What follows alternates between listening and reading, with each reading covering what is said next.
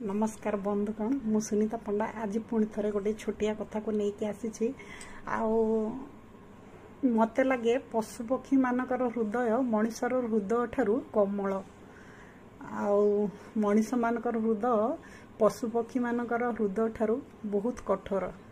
आपण मैंने देखिथिबे निश्चित भाव पशुपक्षी माने सेमानकर लाइफ पार्टनर माने जीवन साथी जेतले कष्टर थाए कि मृत्युवरण करे सेमानक पाखरे ही रुहंती सेमानक ठारू दूरे जांतिनी आ बहुत कांदंती। किंतु मनीष एमिति गोटे प्राणी जी कि छोट छोट झगड़े निजर लाइफ पार्टनर माने निजर जीवन साथी को दूरे दिए आउ थरे दूरे देला परे से कौन करुछि कौन नाई बुझिवाकू कि जानिबाकू भी चेष्टा करेनी।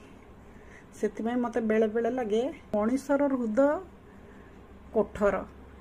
आपण माने मो कथारे जदि सहमत अछंती ताहले कमेंट करी जणांतु। नमस्कार, जय जगन्नाथ।